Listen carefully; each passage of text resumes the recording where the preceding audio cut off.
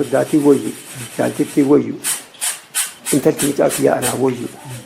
Hayyuu sikkoof mandoon beekumsa dhaalchise abbaa gamaaf gamanaa hayyuun faarfamne qabnaa bara amajaajiin humnaan sabukkaamse seenaa keenya dhoksee kaawwan awwaalchisee aadaaf safuun beeyne dirqiin nu dhaalchisee manni haala kaa'u nama follaalchise afaan kee dubbachuu bara mirgan qabne seenaan ragaa bahaa anilleen dhaqqabne hojiin saba keenyaa diinuma gabbaru waan qabu gumaachaa saba isaa baraaru eega keenyan taane abbaan qabeenyummaa aadaa imaanaati sinaa saawwanii fi korma du'e bada malee ani ilmi mi'eessoo horii kanan tissu jijjiiradhe teessoo baratee barsiisuuf boonsamu murteesse hayyuun sikkoof mandoon beekumsa dhaalchise. Barsiisaa ta'eetitti leenji'ee baadiyyatti kokkosaan dhaqaa aadaa guuraa Dolla keessaa hin guuraa. Maaf murtii dabarsee hayyichi barsana seenaan seenaa kaasaa dubbiinsaa akkana bulchaa yeroo sanaa waamee jaalota akkas gormee seeni mana keenya ni laalta jireenya yaadannoo hiyyeessaa muuxannoo dureessaa qormaata addunyaa fakkiin mana keenya teessoon hin yaaddamu dhakaarra tetteenya baga dhufte boona laalii ganda kana keessatti of ilaali maal hireen akkana haa ta'u jireenna garuu abdiin kunne yookaan siqqixxoofna yookaan nuqqixxoofta dhaadannoon barana jedhee dhageessisee waan isa xiqqeesse dhugaa jirtu baasee hayyuun sikkoof mandoon beekumsa dhaalchise. Akkuma lafa gabbartu anallee gabbar jechuudha. Akkuma diina gabbartu anallee gabbar. Amaaratu humnaan nyaata kenni sangaa gurraan baata jedhanii wal faarsan. Abbeerjiloo dhaqqaboo horee kiila lixee leenjisoo diigaati goonni diina fixee oromgumaa fixaa beekumsi isaa adda walqixxummaa haqaa sirna abbaa gada madda dimokiraasii kan heeraaf bu'uuraa mootiin dhufaa lufaan seera keessaa guura guddifachaa beeka oromoon hammata of jala qabataa dadhabaaf rakkata of kennee hojjetee eenyummaa jabeessu saba guddaa kanaan waan beeku jedhanii kan nama qaanessu waan hundaan badhaatee biyya oromiyaa maaf barachuu dhabe dhiiroo sabni kiyya baratee barsiisuuf maaltu dhorge saba biyya abbaa isaatti eenyu haqa qaba namni keenyan beeku dubbisuuf barreessu dhadhaaf damma baatee diina bira geessu gaafii itti ta'ee kun hundi yaachisee hayyuu dhaloota ofii beekumsa dhaalchise hanga lubbuun jiru dhaloota barsiisaa qubaan mallatteessuu tana ni hambisaa jedhee barnoota eegale yaa madaala sammuu qo'annoof qorannoon ka ittiin argamu barreeffamaan kaayuuf ogbarruuf afoola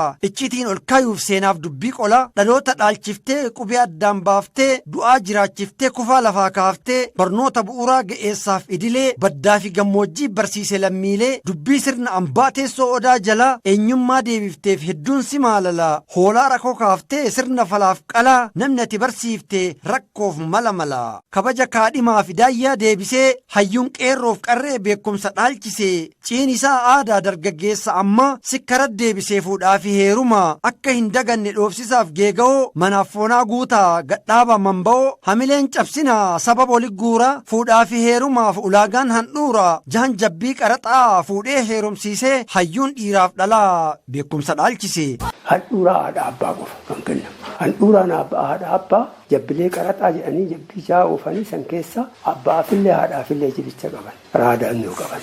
Jabbilee qaraxaa isa yoo warri baay'ee ta'e warri handhuuraa fudhadhaa jedheellee handhuurama jedhanii achi dhiisantu jiru jahan jabbii qaraxaa jedhan. wareega kafalee aadaa lukaan dhaabee danqaraa fonqolchee faaya walitti qabee kaayoo galmaan gayuuf dhiibbaa diinaa obsaa goda hambaa kaa'ee hambaa seenaa boonsaa hojii ati hojjetteef ragaan kee hawaasaa asallaa muunessa dodolaaf hasaasaa hibboo fi mammaaksa walaloof geerrarsaa eebbaa fi jechama dirhamaaf urursaa faaruu loonii taanaan oduu durii keessaa baacoof taphni namne sirbi marsaaf gugsa aadaa badde galchee hojjetee mul'isee ajab jechisiisee simbirtuu barii teenya meeshaa badhaasisee tokkoffaa nu baase oromiyaa keessaa aadaaf seenaa arsii boonsamoo leenjisaa aanaa 12 gurmeessee barsiisee hayyuun sikkoof mandoon beekumsa dhaalchisee. Ililtaan sun ammoo wal gayaa hundi isiitu sinqee qabateetti dhufe. Kamanatti hafellee ofirra garagalanii waaman. Waan jedhaa waamantu jedhaa waan jedhaa yaa'antu. Haala isiin itti miidhamte sanii ateetee hirqamuu gaaraa hirqamuu gaaraa dhaanee waakkataa dirmamuu ilaalaa ateetee hindaattu dhalee tumbaatu malee hindaaku galee jetti gaafa wal fakkaattee yaate tamana haftes ofirra garagalanii dubartii qacalee erganii siinqee qabattee balbalarra deette ateetee garbudaa akkattu garbu daakkattu maan waakkattu garbuu ima daakkattaa maan waakkattee mana irra deemtee yaafte jechuudha. Horiin hin elmamu daa'imallee warra dhiiraattu qaba. Horiin hin elmamu daa'imni harmanoon mana dhiisanii deeman. Kanaafuu dubartiin ateetee yaate goraaf yaate jennaan daddafanii jaarsonni naannoo sanii saddeenni naannoo sanii yookiin bokkuun naannoo sanii yaa'anii dhiltee dhinnaa gaafatanii offoltii rakkoo sallaalan. Gaafa kanaa miti gaafne sii yaate. Haadhallee yoo dhaane yoo arrabsellee dubartii kamuu afaan qaanessuun afaan wayyooma jechuun kabajama jechuudha. Waaqatti aansanii ilaalan jechuudha. Wayyooma jechuun hin arrabsanii hin tuffatanii waan isaan jedhan hin didanii kabaja guddaa olaanu jechuudha wayyooma jechuudha. Wayyooma san diinnaan haadhadhaanuun arrabsuun dubartii afaan malee akka afaan maleen dubartii arrabsinaan yooma isa itti ililfatan. Inna gora ka jennu ka deettuu qofa doon ta'in dubartii meexuu jechuun arrabsuu mirga isaanii tuqu hamilee isaanii tuqu hundumaan kun waan dubartiin sirna gadaa keessatti mirga isaanii irraa bara dheeraa irraa jaarraa dheeraa irraa haga jaarraa 14ffaatitti jira ka jedhu jaarsonni kana himan bara sanirraa mirga isaanii ittiin kabajataa kun fala akkuma isin falaafillee tartiiba hedduu jira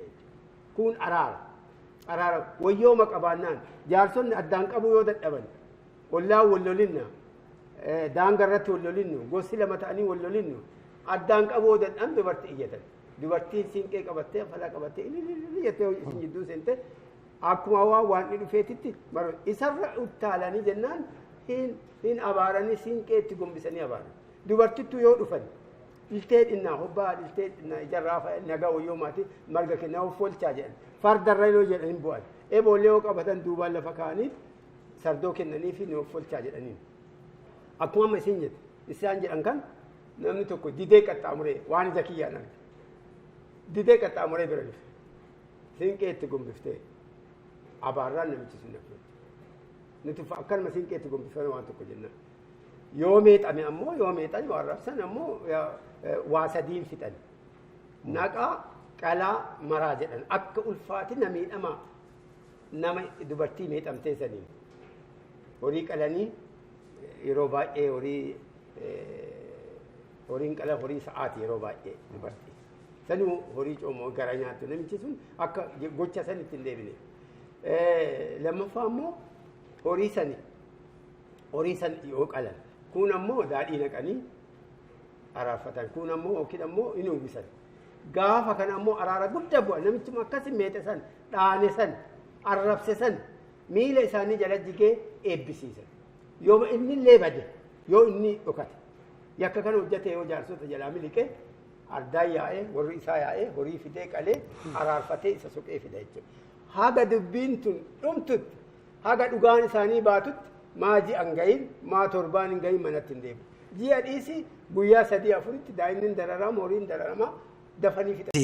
Booranaaf Baarentu haadha Oromoo hortee biqilchituu sanyii wayyooma ateetee mirga dubartoota aadaan kabachiisee bonkoo itti uffisee siinqee qabachiisee namtolcheef uumama balaa dhufu mara fannoo diimaa ganyaa kan falaaf araara arsiin murteef kalee dubartii qanafaa hin tuqan aadmalee itti ililfadhaa isinii fixataa kormaan korma qalee naqaa qalaa maraa uumaa nu beeksisee hayyuun qeerroof qarree beekumsa dhaalchise haadha dhiiraaf mootii fuulduraa mul'ataa calleen addaaf lootii kan akka keen jiru namni seenaa ol kaa'e bareeda addaatiif fororaaf oka'ee naatoo dachaa ulfina qolaaf dhangalaasaa faaya orom durii situ addaan nuu baasa keessa seenii qabdaa sabbataa fanfalaa faamaan gumaachitaa waan qabdu intala tibbaa'inna qabdaa kan bonkoo fi harkoo hunduu si jaalataa ilmoon ayyamakkoo mishiqqeen hodhitaa wiixaa fi kalaalaa kan nama hawwatu dhiyeenyaaf halaalaa ciicoo harkaa qabdi tamalkaa dhibaayyuu dhiltee dhinnaa jetti aadaa akaakayyuu killaa qabee urgoo qabatteerti baarree godambaa fakkaatti